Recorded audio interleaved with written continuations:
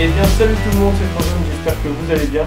Aujourd'hui on se retrouve pour une vidéo démontage, une sorte de tuto du L96 AWS de chez Tokyo Marui. Pourquoi cette vidéo? Parce que c'est l'un des snipes, on va dire les moins simples. C'est pas le compliqué, mais en termes de mécanique c'est l'un des moins simples à démonter pour upgrader, changer des pièces, etc. Donc voilà, je trouve que ça peut être utile de faire une vidéo dessus pour ceux qui voudraient l'acheter, car c'est une très bonne réplique, aussi très belle. Mais voilà, pour les débutants, ce n'est pas la plus simple quand on se lance là-dedans et qu'on n'a pas trop envie de mettre les mains à la pâte. Alors pour le démonter, vous allez voir, c'est pas compliqué. Je vais faire une sorte de tuto, mais simplifié. Seulement, je ne vais vous montrer comment démonter seulement les pièces nécessaires pour upgrader.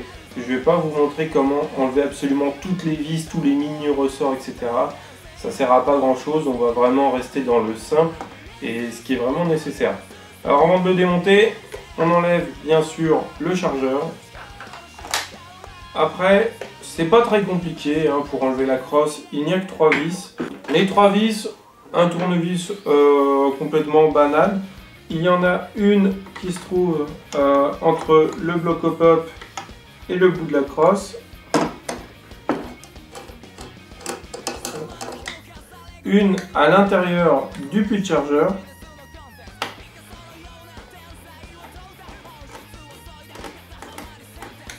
Et une ici, juste derrière la détente.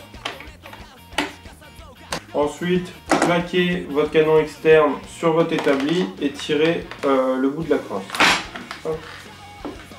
Maintenant, on se retrouve avec toute notre partie mécanique et métallique. On va commencer par démonter le kit cylindre, mais avant, il y aura quelques étapes à suivre absolument. Ne retirez pas le kit cylindre comme ça, comme des bœufs. Une fois, j'ai oublié de suivre les étapes que je vais vous montrer. Du coup, j'ai abîmé l'ailette ici qui sert à charger les billes. Bon, rien d'irréparable puisqu'elle tient toujours bien. Mais voilà, c'est mieux de ne pas se tromper quand même. Alors, pour enlever le kit cylindre, il vous faudra d'abord enlever le guide de l'ailette pour acheminer les billes, pardon. Alors, hop. Il y a une vis de chaque côté à la base du guide, ici et ici.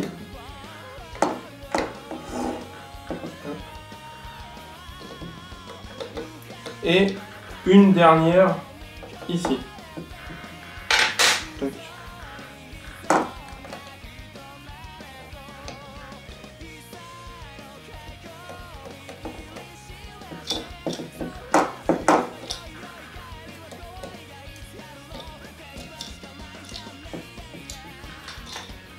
Une fois que vous avez enlevé le guide, il ne faut toujours pas, ce n'est pas encore le moment de retirer le kit cylindre. Il vous faudra d'abord dévisser le canon externe. Et pour ce faire, vous allez devoir enlever le rail. Puis le rail, c'est pas compliqué, il y a seulement 2 vis 6 pans, une à chaque bout.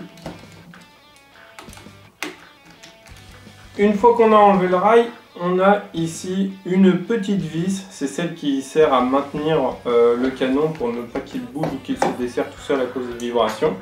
Donc on va l'enlever. Maintenant que c'est fait, il reste 2 petites vis à enlever, ici et ici. Et seulement maintenant, on peut dévisser le canon externe.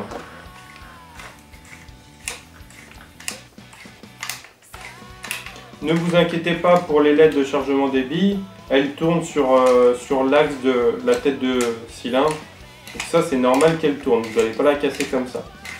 Vraiment, les fois où vous allez la casser, c'est quand vous allez essayer de retirer le kit cylindre sans avoir déjà dévissé le canon externe. Donc à l'intérieur, on a à l'intérieur du canon externe, on a 7 bagues de guidage. qui sert tout simplement à très bien centrer le cylindre. Et on avait aussi deux petites pièces, deux petits anneaux en plastique que j'ai enlevé, un qui allait ici et un ici, tout simplement parce que le kit cylindre je l'ai changé par un PDI Palsonite et les anneaux blancs en plastique étaient trop serrés pour mon kit cylindre, donc je les ai enlevés, mais rien de grave, il y a toujours de toute façon la bague principale de guidage. Maintenant on va s'occuper de la partie où nous allons changer où nous allons démonter le kit cylindre en vue de le changer, peut-être pour vous. Donc il vous faudra enlever le spring head stopper, plutôt avec un tournevis plat. Hop. Vous essayez de caler le tournevis dans la fente entre le spring head stopper et le bloc détente et vous poussez. Voilà. Avec le spring head stopper que vous pourrez aussi changer pour le renforcer si vous le souhaitez. Maintenant qu'on a enlevé le spring head stopper, non d'ailleurs justement j'allais encore faire la bêtise, il vous faudra aussi enlever l'ailette qui se trouve sur la tête, sur la tête de piston, de cylindre. Donc pareil, encore un tournevis plat, on essaye de le mettre entre le petit clip que vous allez voir sur la vidéo de ma tête. Hop, et de pousser. Voilà. Cette pièce là, vous risquez pas de la casser si vous vous trompez et que vous ne faites pas dans le bon ordre. Par contre, regardez. Hop. Voici l'ailette de chariotage de billes qui est cassée ici. Il manque un bout qui reste en fait à chaque fois sur la tête de cylindre. Pour l'enlever, je galère un petit peu parce que forcément il y a de la graisse sur le cylindre. Hop, voilà. Donc vous voyez, c'est cette toute petite pièce qui vient comme ça, mais rien de grave puisque l'autre guide toujours et puis au final elle tient quand même, donc ça va. Mais voilà, vous pouvez la changer si vous voulez par une en métal. Maintenant, et seulement maintenant, on peut enlever tout ce qui est kit cylindre. Alors, voilà, ici on a le Palsonite en PDI. Bon, c'est pas celui de base hein, quand même. Mais voilà, alors pour le démonter, je pense que là c'est simple. Hein, dévisser la tête, vous changez les pistons, les ressorts. Je pense que ça, j'ai pas besoin de vous montrer, il n'y a absolument rien de compliqué. À part dévisser la tête de cylindre. Hop, je peux même le faire avec les doigts. Vous enlevez ça et vous changez le ressort, le piston et le guide ressort. Et par contre, quand vous décidez de changer ressort, etc., en tout cas tout l'interne d'un cylindre, veillez à bien mettre la partie la plus resserrée au niveau des spires du ressort sur le guide ressort. La partie la plus serrée ne va pas dans le piston, mais bien sur le guide ressort. Hop, on remet tout ça. Et faites bien attention aussi quand vous le remettez que le ressort soit bien dans le guide ressort et non pas à côté, ça peut arriver. Si vous avez dans l'optique de changer le cylindre, c'est tout bête, vous avez une petite vis 6 pans ici à démonter, tout le bloc viendra dans votre main, il suffira de le monter sur simplement l'autre cul de cylindre avec bien sûr le levier d'armement, sinon vous aurez des soucis. Alors maintenant il nous reste notre receiver ainsi que le bloc détente. Si vous voulez le changer, c'est très simple, il y a seulement deux vis, une à l'arrière et une à l'avant. Donc là on a notre bloc détente. Ici j'ai changé le cire, c'est un cire renforcé par PDI. Du coup j'ai eu une petite modification à faire dans le bloc détente. Agrandir le trou pour que l'accroche du piston se fasse bien et la libération du piston aussi. Donc voilà, sinon rien d'autre à changer puisque la trigger est déjà bien résistante de base. Seulement voilà, peut-être le cire, le piston cire ici et le spring stopper qui à force avec l'usure pourra s'abîmer, mais c'est pas de base, il reste très bien, surtout puisque la réplique n'est pas très puissante. Donc voilà. Vous avez aussi sur le bloc détente une vis de réglage de course ici pour la détente et une vis de dureté. Je pense que c'est tout. Dans le receiver en lui-même, on a, vous le voyez, plein de petites vis ici qui ne servent qu'à démonter cette partie métallique pour y fixer ou enlever les anneaux blancs. Donc ça, il n'y a pas de grand problème, vous savez dévisser 6 vis vous-même. Donc il y en a 3 ici, une ici et 2 sur le côté. Maintenant, on va passer à la partie la plus amusante parce que l'AWS doit avoir le bloc au pop le plus compliqué qu'il existe. Merci à Marui.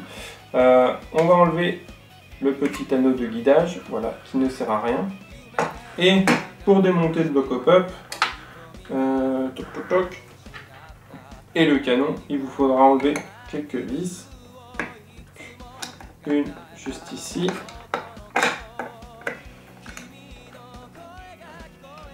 Hop. Et normalement, il me semble que celles-ci n'ont pas à être dévissées, mais envoyées. Hop. L'ensemble vient déjà tout seul. Et merde. Alors ça, j'ai oublié. J'ai le petit ressort justement qui est tombé. Alors, regardez bien. Je vais remettre tout ça en place pour que vous ne fassiez pas la même bêtise que moi. Quand vous allez sortir le bloc au pop du canon externe, hop, de ce côté-ci et de l'autre, vous allez avoir deux minuscules ressorts qui appuient sur les guides en plastique que vous voyez ici, qui sont en fait des guides pour bien guider la tête de cylindre et aussi occasionnellement vos billes, et ça a plus d'effet sur la tête de cylindre pour qu'elle rentre bien droite. Donc quand vous le sortez, faites gaffe à bien mettre vos doigts sur les bords du canon externe pour bloquer les ressorts et ne pas qu'ils vous sautent un petit peu partout. Hop. Et vous pouvez pencher votre bloc au pop pour récupérer les petits guides en plastique noir qu'il y a dedans. Donc ça, gardez-les. Alors c'est pas très important, si vous les perdez, c'est pas grave, bon, c'est mieux qu'ils y soient, même s'ils n'ont pas une super grande utilité. Mais si vous en perdez un ou les deux, ne vous inquiétez pas, ça va pas jouer sur les performances de votre snipe. Hop. On enlève le canon. Alors à l'intérieur, on va peut-être pas bien voir, mais j'y ai mis un barrel spacer. Les barrel spacers compatibles pour la AWS sont ceux du VSR10 et G-Spec de chez Marui. Donc voilà, si vous voulez rajouter des barrel spacers, vous savez lesquels il vous faut maintenant. Alors, on passe à la partie la plus rigolote, le démontage du bloc au pop. Ça, vous n'aurez théoriquement pas à le faire, sauf si vous voulez changer le joint. C'est la seule utilité qu'il y aura, puisque le bloc au pop, vous n'aurez pas possibilité d'upgrade dessus. Il est très bien, pas besoin de le changer, mais si vous voulez changer le ressort, il vous faudra savoir le démonter, et c'est là que c'est moins marrant que sur des blocs au pop traditionnels qui sont un peu plus simples quand même. Donc pour le démonter, il y a deux vis 6 pans, une ici et une ici. Le bloc au pop en fait se détache en deux bouts, pas scindé en deux comme sur un VSR, mais en deux bouts qui glissent le long du canon. Donc on va enlever, on va desserrer ces deux vis 6 pans. Elles sont assez longues. Donc ça prend du temps à les dévisser. Et voilà, enfin, nos deux grandes vis qui ont été dévissées. Oui, il faut vraiment dévisser tout ça. Donc maintenant, pour le démontage du bloc au pop afin de changer de joint, c'est simple. Hop, on a la première partie métallique à faire glisser ici. Et hop, la deuxième à sortir de l'autre côté. Voilà. Le bloc au pop ressemble à ça. Une partie métallique que vous laissez sur le canon, une autre que vous pouvez complètement enlever. Hop.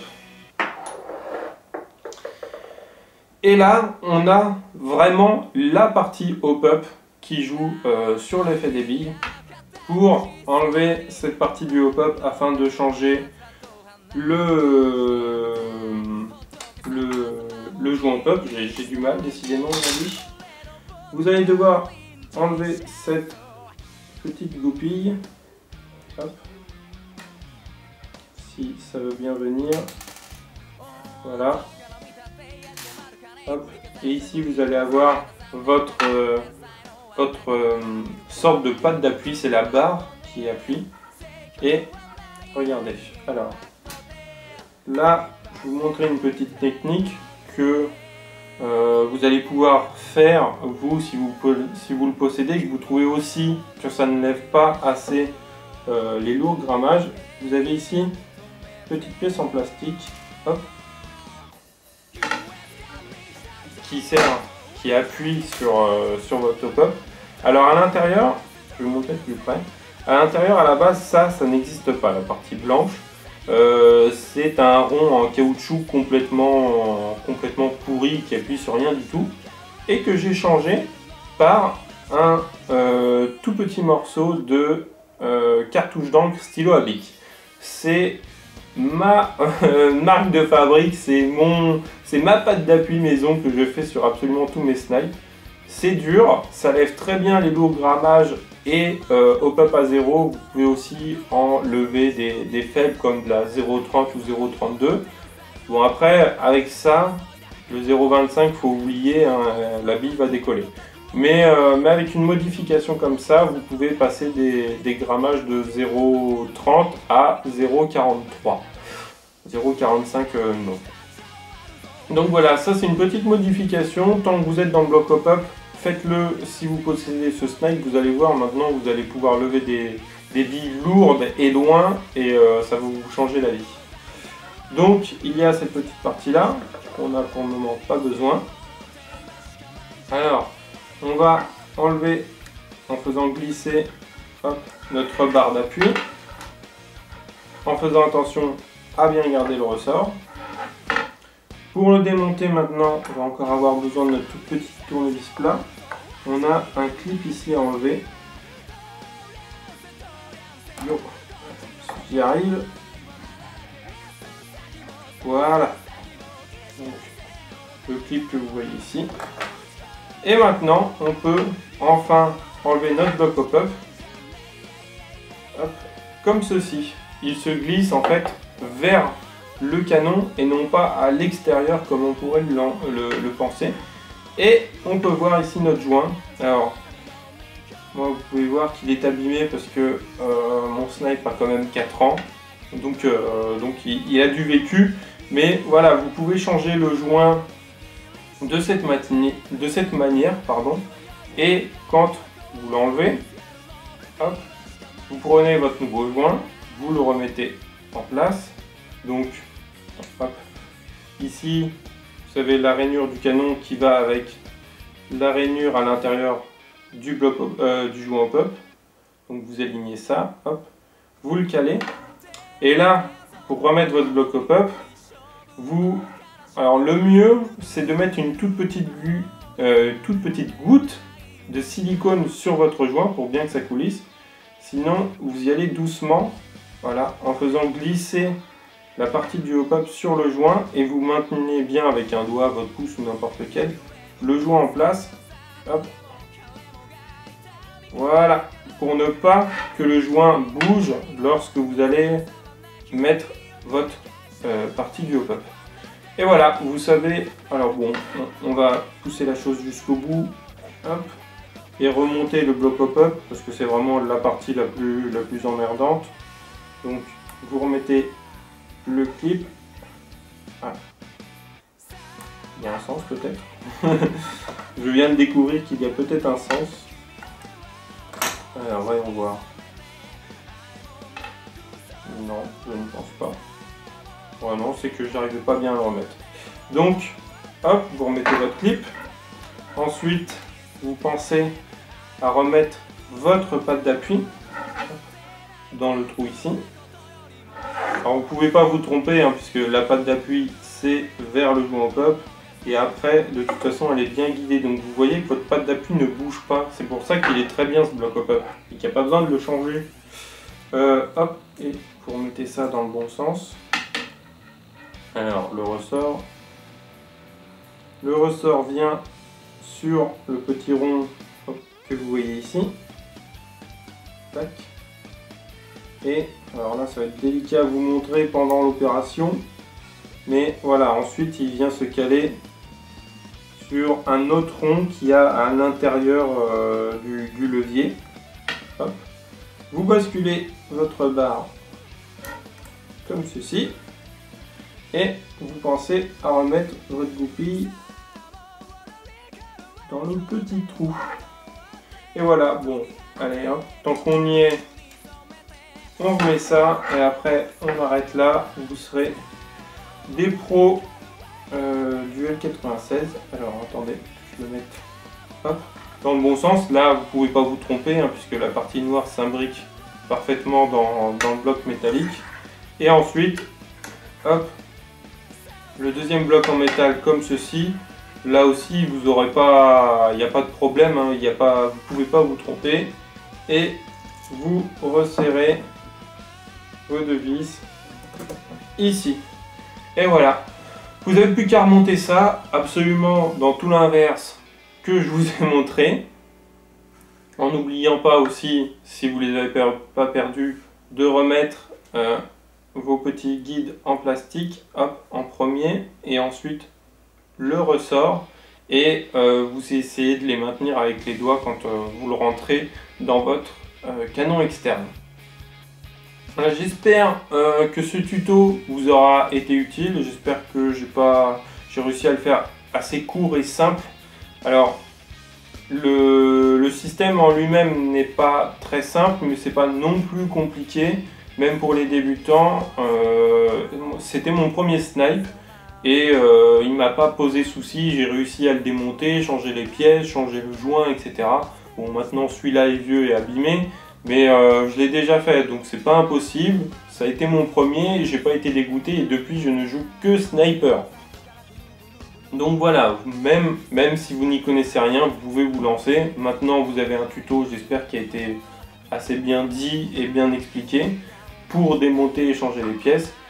Et je vous dis ciao ciao, à la prochaine. Et si vous avez des questions, n'hésitez pas en commentaire ou vous venez directement sur le TeamSpeak, le carré blanc que vous pouvez voir sur mon écran. C'est un serveur vocal sur lequel vous pouvez venir me parler. Je ne vais pas donner mon Skype ou tous ces bordels là, sinon je suis un petit peu inondé.